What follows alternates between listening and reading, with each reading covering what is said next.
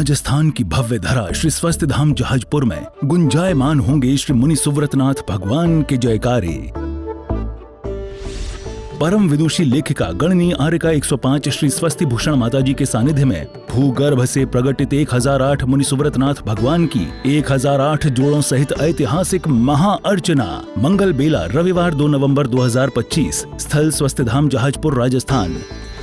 असंख्य पुण्य की कामनार्थ विधान में बैठने का मन बनाएं। शीघ्र नाम लिखवाकर अपना स्थान आरक्षित कराएं। राशि जमा कराने के पश्चात दिए गए नंबरों पर सूचित करें।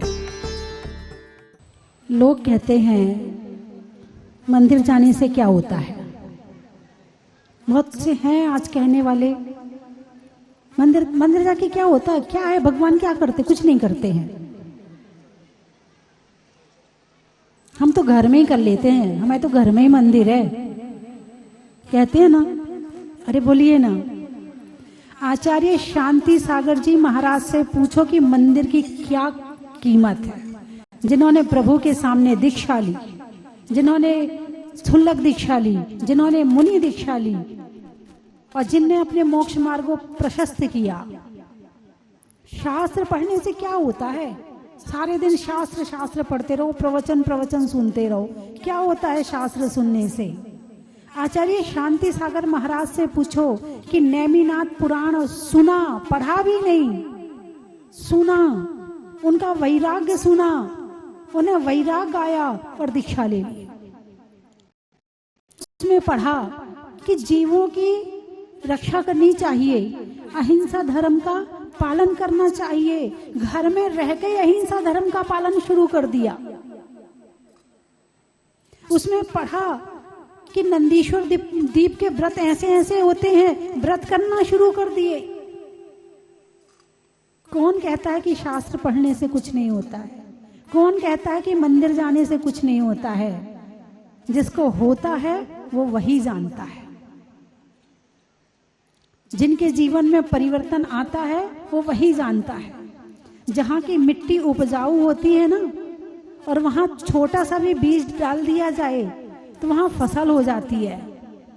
ऐसे ही जिनकी भव्यता निकट है, जिनका पुण्य निकट है, जिनके जो आसन्न भव्य हैं, उन्हें छोटा सा मंदिर भी मोक्ष का कारण बन जाता है, वैराग्य का कारण बन जाता है। हालांकि मैं भी इतना नहीं जानती थी। अभी आचार्य वर्धमान सागर जी महाराज आए। आचार्य दक्षिण वाले शांति सागर जी महाराज को 1925 में आचार्य पद मिला था और आचार्य शांति सागर जी छाणी महाराज को 1926 में मिला था। आचार्य ज्ञान सागर जी महाराज उन्होंने मुझसे कहा, बोले आचार्य शांति सागर जी की प्रभावना करो। उस समय उन्होंने छाणी के कुछ लोगों को भी बुलाया, बातचीत भी हुई, लेकिन बीच में वहीं ठंडी पड़ गई। हर चीज का एक समय होता है। जो काम जिस समय पर होना है शायद उसी समय पर होता है, कभी कभी ऐसा लगता है। उसके बाद दोबारा अभी आचार्य वर्धमान सागर जी महाराज आए तो मैंने उनसे कहा कि आप कुछ संस्मरण सुनाइए, आपके अनुभव, आपके संस्मरण सुनना है। और यदि आचार्य शांति सागर जी के संस्मरण आपके पास हो तो वो भी सुनाइए। उन्होंने इतने सारे संस्मरण सुनाए, इतने सारे, मुझे इतना अच्छा लगा, इतनी गदगद हुई मैं। उनकी महानता का गुणगान एक आचार्य परमेष्ठी अभी भी कर रहे हैं। आचार्य श्री के संग में हेमंत सागर जी, हितेंद्र सागर जी, हाँ मुनिराज हैं। उन्होंने मुझे बताया, बोले सागवाड़ा के कुछ मंदिरों में मस्जिद बनने तक का काम हो गया था। आचार्य शांति सागर जी महाराज ने उन्हें फिर से वापस मंदिर बनाया। इतना पुरुषार्थ किया, इतनी मेहनत करी उन्होंने। किसके लिए? अरे बोलिए ना, किसके लिए? हमारे लिए। अभी पंडित जी ने बताया कि सागवाड़ा बांसवाड़ा के मंदिरों का जीर्णोद्धार किसने करवाया? उन्होंने करवाया। और भी अभी खोजने निकले ना तो बहुत सारे उनके उपकार निकलेंगे कि पता नहीं उन्होंने हमारे ऊपर कितने उपकार किए हैं। और हम का मतलब आप गृहस्थी है ना, क्या करें, सब भूल जाते हैं, सबका उपकार भूल जाते हैं, कुछ याद नहीं रहता है। अरे उन्होंने हमारे लिए इतना किया है, क्या हम उनके लिए इतना ना करें? बागड़ वालों बोलो ना, हाँ या ना? करना चाहिए कि नहीं करना चाहिए?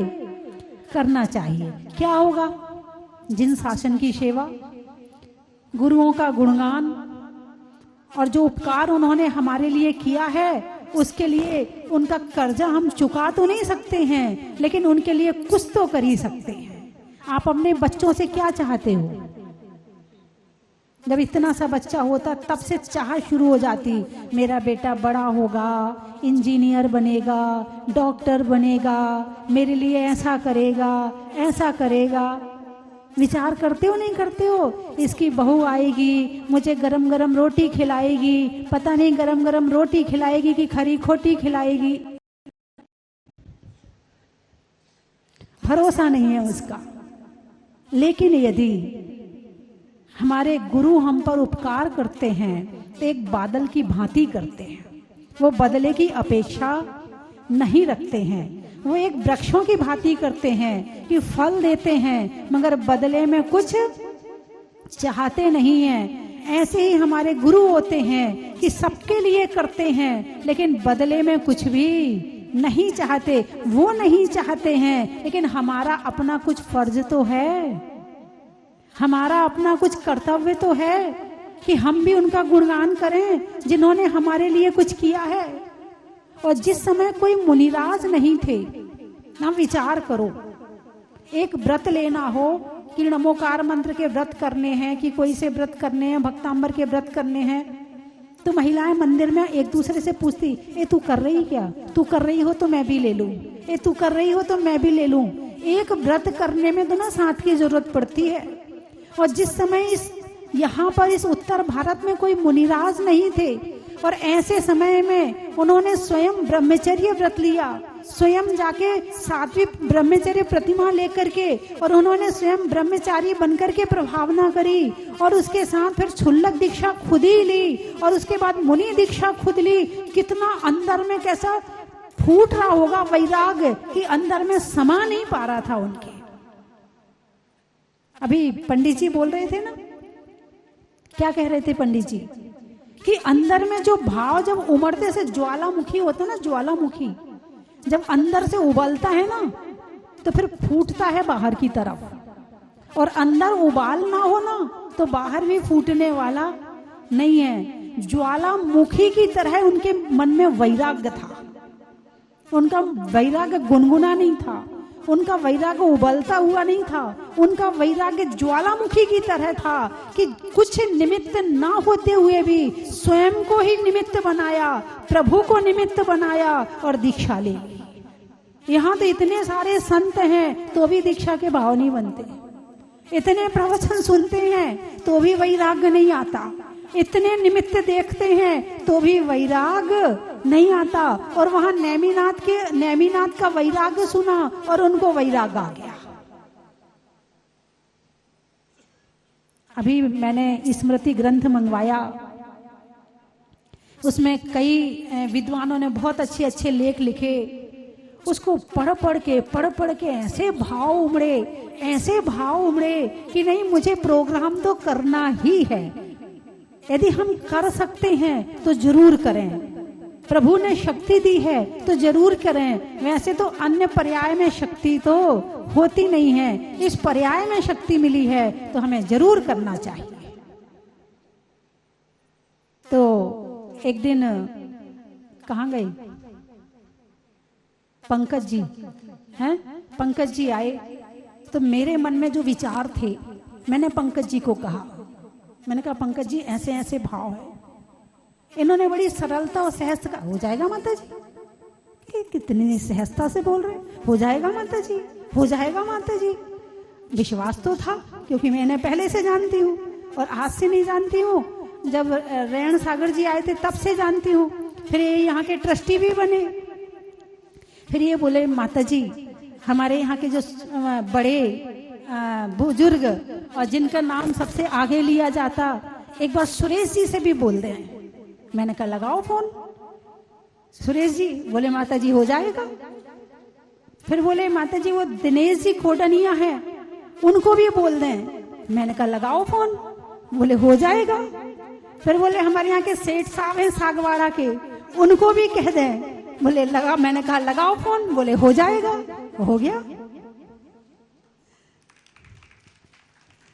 यदि भाव हो तो कोई काम असंभव नहीं है। जब आज से करीब 10-11 साल पहले मैं यहाँ पर एक दिन शाम को बैठी थी, जब यहाँ कुछ नहीं बना था, चारों तरफ खेत ही खेत थे, तो सुरेश जी आए और इतना बड़े छोटा नीचा सा पाटा था और आके सुरेश जी ऐसे बैठ गए मेरे पास। बड़े उनके बैठने से ऐसा लगा कि बड़े आत्मीयता के साथ में बैठ रहे हैं, कोई जैसे अपना बैठा हो। बड़ा अच्छा लगा कि भाई अभी बात नहीं करी, केवल बैठे।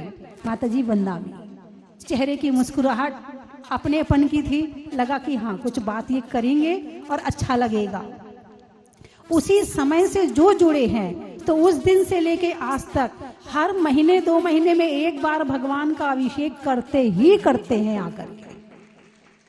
और जब भी आते हैं या तो प्रथम अभिषेक करते हैं या शांति धारा करते हैं, कुछ ना कुछ करके जाते। माता जी कोई काम बताओ। उस दिन बोले माता जी कोई काम बताओ। अब मैं सोचूं क्या, हालांकि मुझसे जल्दी से काम नहीं बताया जाता है।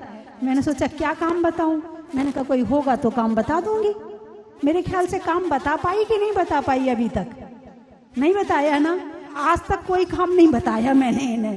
पहली बार ये काम पंकज जी को भी पहली बार बताया था और सुरेश जी को भी पहली बार काम बताया था, और पहली बार में इतना अच्छा काम किया कि आनंद आ गया। और उसी समय में हमारे कमल जी सालगिया भी आए थे, परिचय भी हुआ, थोड़े दिन संपर्क भी रहा। उसके बाद फिर ये अपनी दुनिया में मस्त हो गए, हम अपने यहाँ मस्त हो गए। और ऐसा कोई दिन नहीं जाता जिस दिन बागड़ के लोग भगवान का अभिषेक ना करते। 1-2 गाड़ी तो, चाहे तूफान हो चाहे आंधी हो, 1-2 गाड़ी तो बागड़ की होती हैं। ज्यादा हो जाए तो कोई बात नहीं है, लेकिन 1-2 गाड़ी तो होती ही होती है।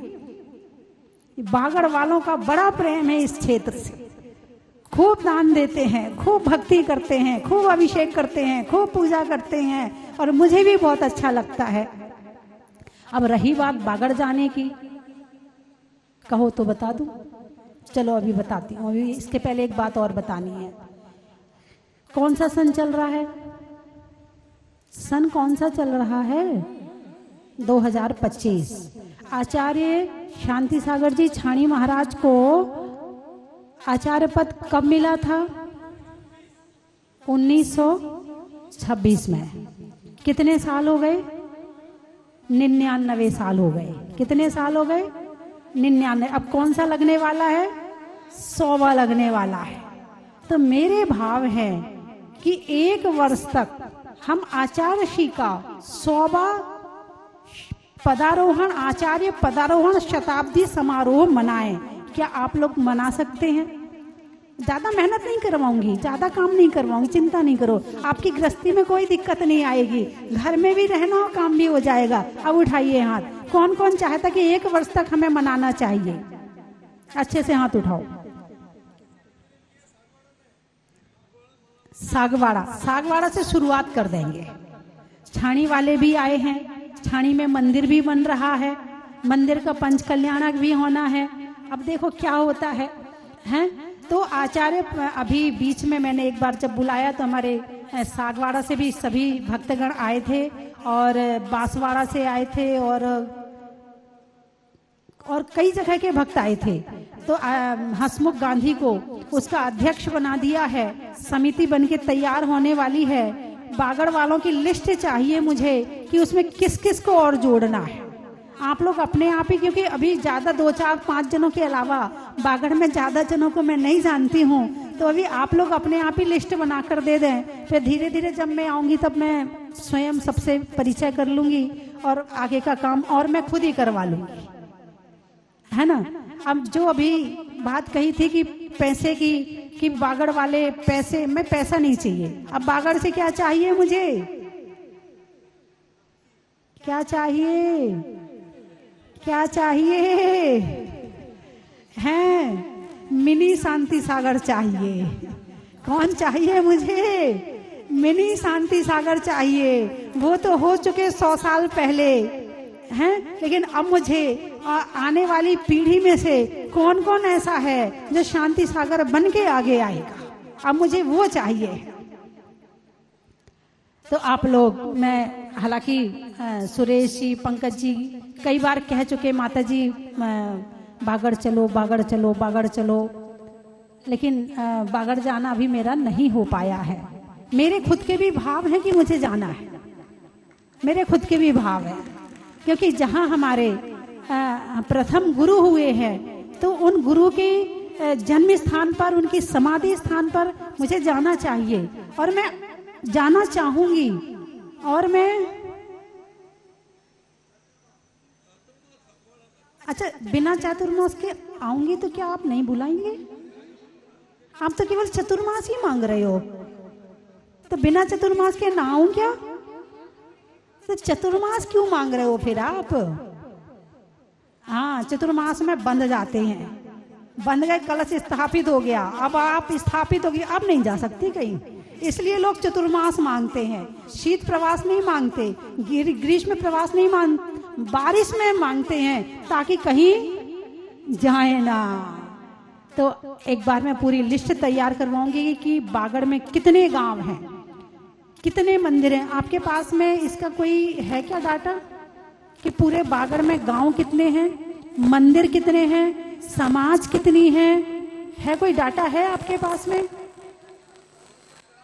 बांसवाड़ा में कितना है, उदयपुर में कितना है कोई डाटा हो तो आप मुझे दिखाना, अपन उस पर चर्चा करेंगे, है ना। हाँ, फिर उसके आगे और अपन को क्या करना है वो करेंगे। और जैसा मैंने कहा कि शांति सागर जी की जो विधान मैंने लिखा, सप्ताह में 1 दिन करना, अच्छा लगा करके? अरे बोलिए ना, तो हो जाएगा क्या 1 साल तक। सबसे पहला काम यही है। क्या काम है? छाणी महाराज का विधान सप्ताह में 1 दिन करना है।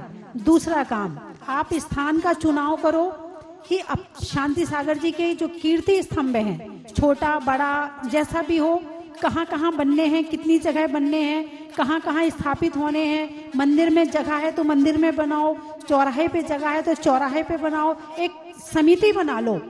आचार्य पदारोहण शताब्दी समारोह समिति बागड़, एक समिति बन जाए पूरी, और वो पूरे बागड़ का फिर निरीक्षण करे, और निरीक्षण करके फिर सारी चीजों का करके उसके बाद चर्चा करेंगे कि अपन को आगे क्या करना है।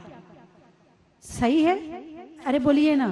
तो एक बार खड़े हो जाएं कि कौन कौन इस यज्ञ में अपनी अपनी आहुति देना चाहता है। पैसे नहीं चाहिए, खड़े हो जाएं। हाँ, खड़े हो जाएं। कौन कौन? सुरेश जी एक बार सबके चेहरे देख लो, पंकज जी, कमल जी एक बार चेहरे देख लो, सबके नाम लिख लो, एक बार चेहरा देख लो। वीडियो बना लो। आप तो एक काम करो, नाम मत देखो, अब तो वीडियो बना लो, वीडियो से जल्दी पकड़े जाएंगे। कमल जी वीडियो बनाओ फटाफट, सबके वीडियो, नीचे वालों के भी वीडियो बनाओ।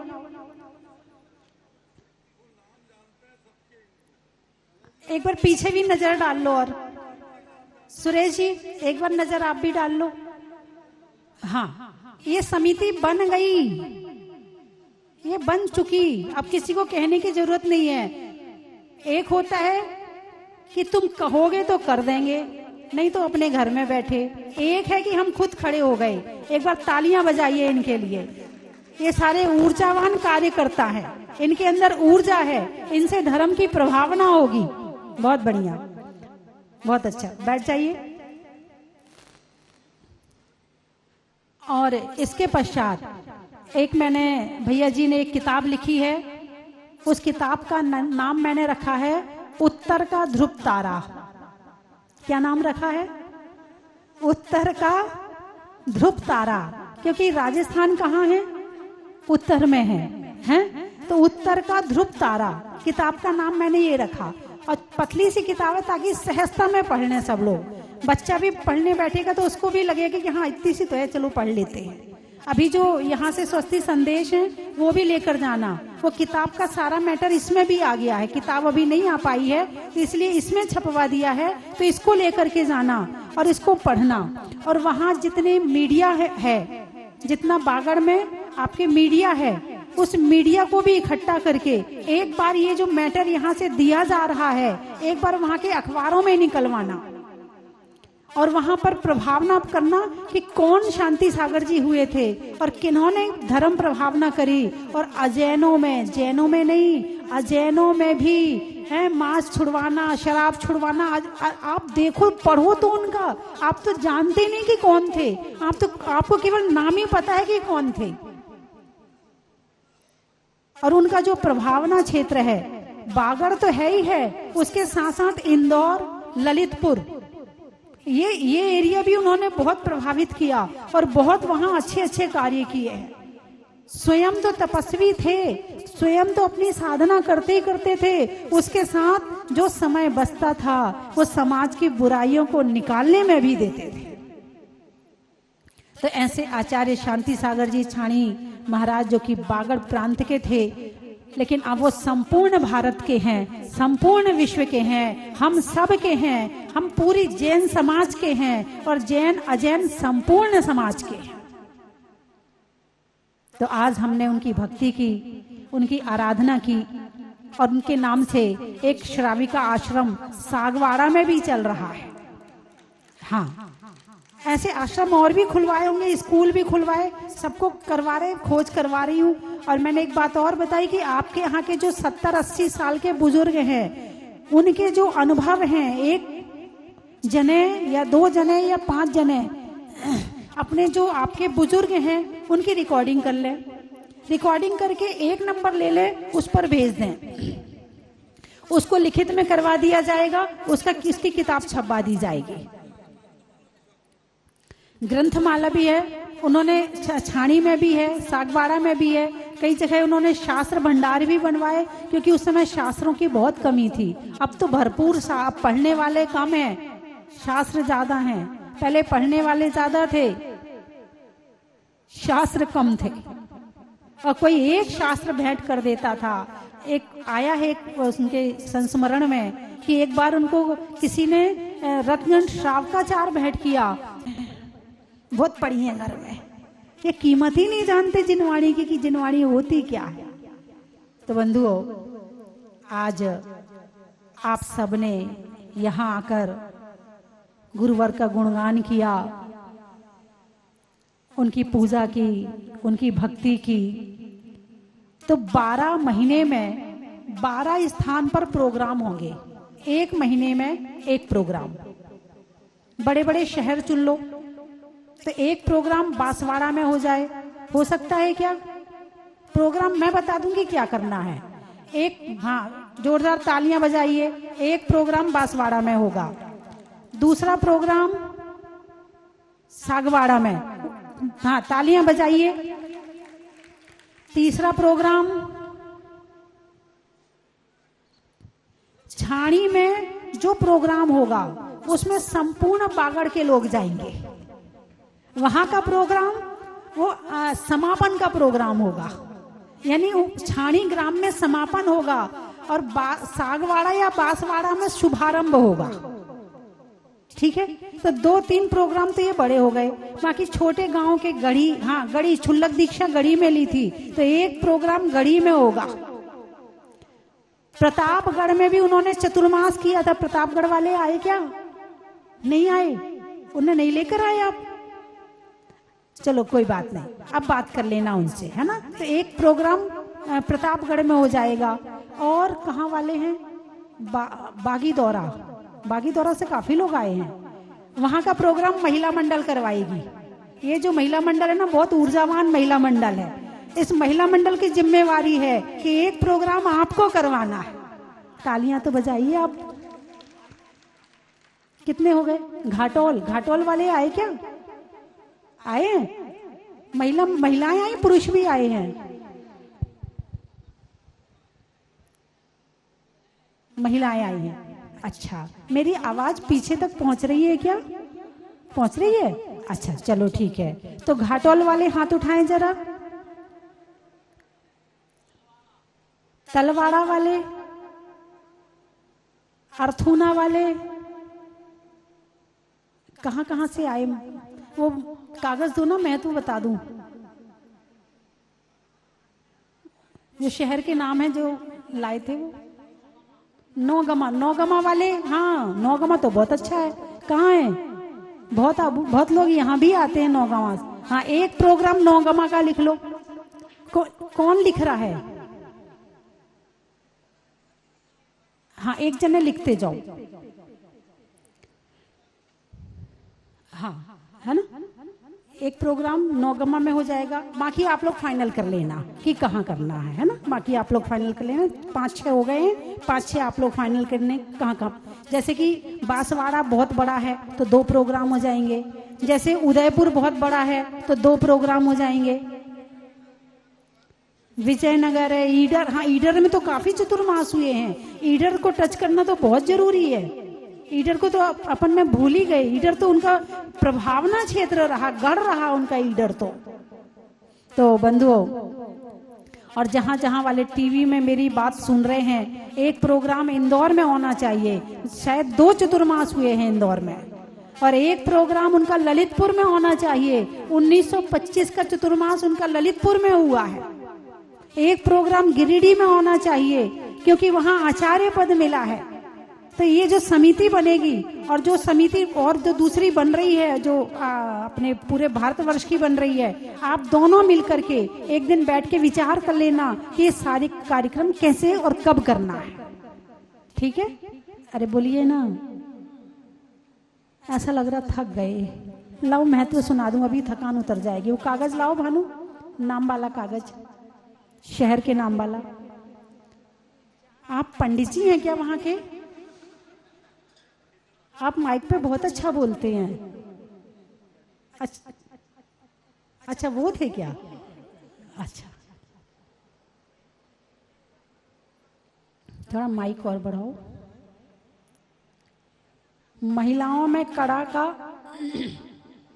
भोजन में बड़ा का, और आने वालों में बांसवाड़ा का।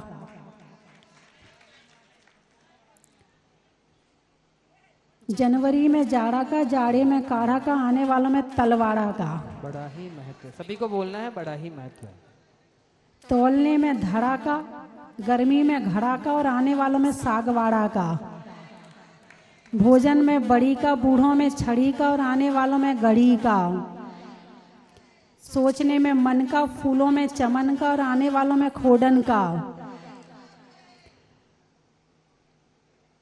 भोजन में बड़ा का, मसाले में खड़ा का, और आने वालों में गनौड़ा का।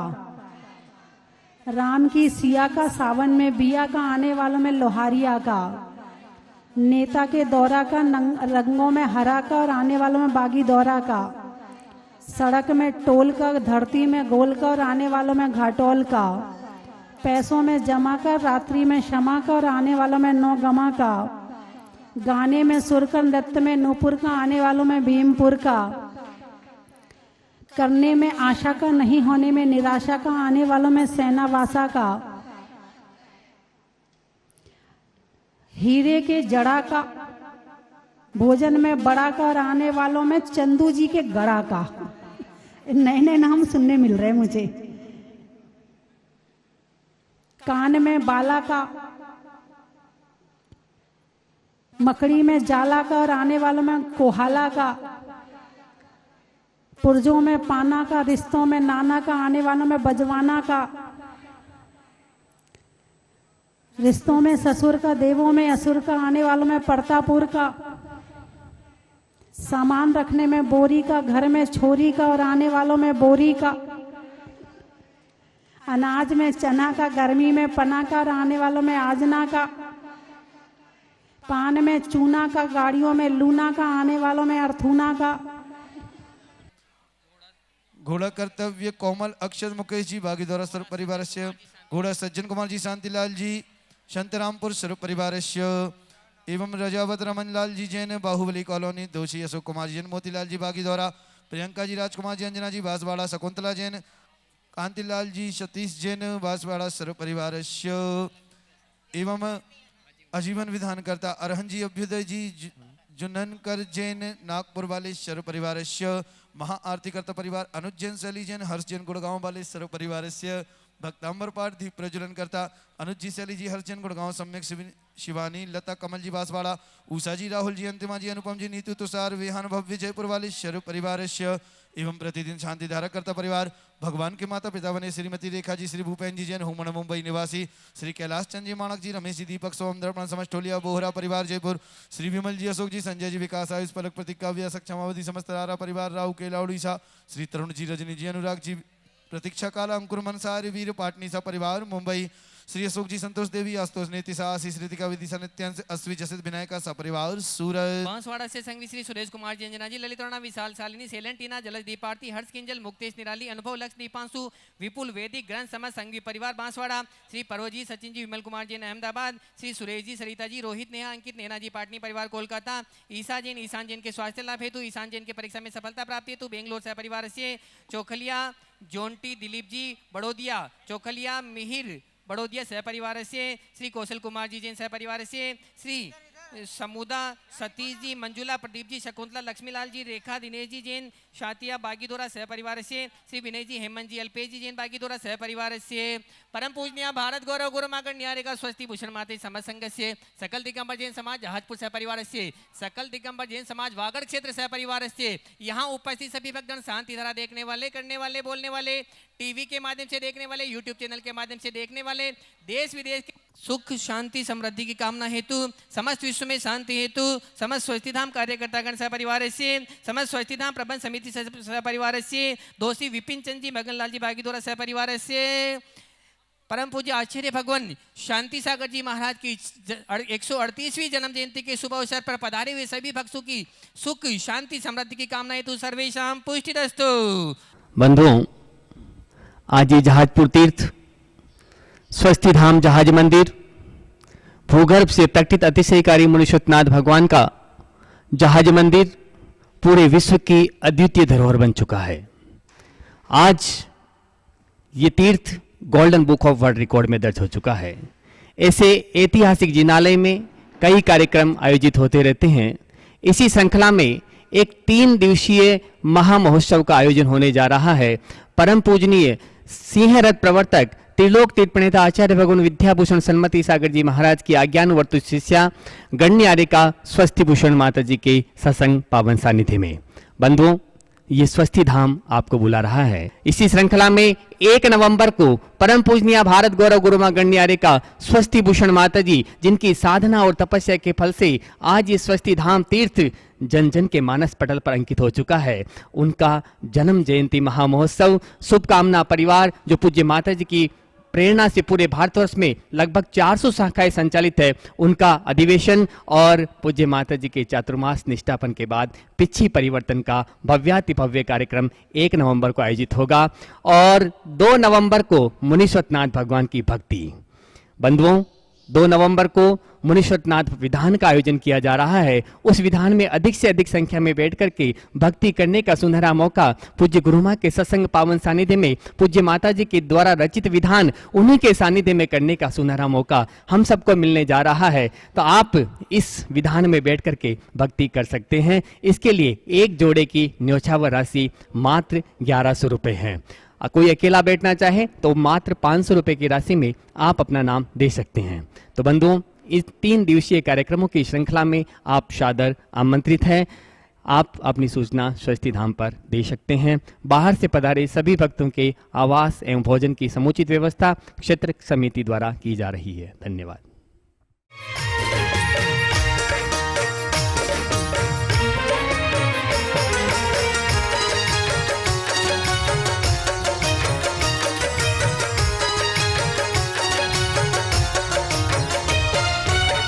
पिता सुमित्र के राज दुलारे, माँ पद्मा जी के नैनों के तारे।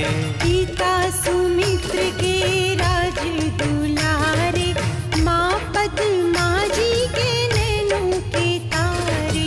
राजगृही में जन्म लियो आप, राजगृही में जन्म लियो आप। आओ आओ मनाए खुशी आज आरती भगवन की।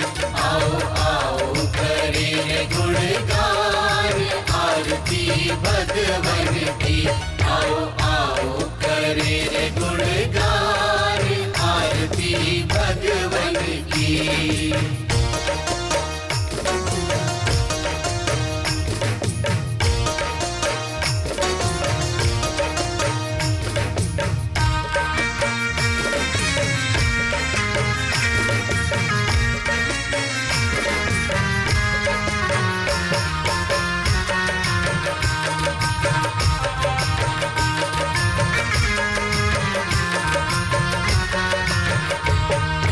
घी कपूर बाती से ज्योति को जला के, प्रभुवर के चरणों में शीश को नवा के।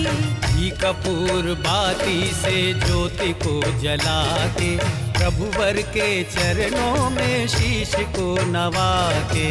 प्रभुवर की आरती में झूम झूम के, प्रभुवर की आरती में झूम झूम के। आओ आओ करे मिलके आज आरती भगवन की। आओ आओ करें गुणगान आरती भगवन की। आओ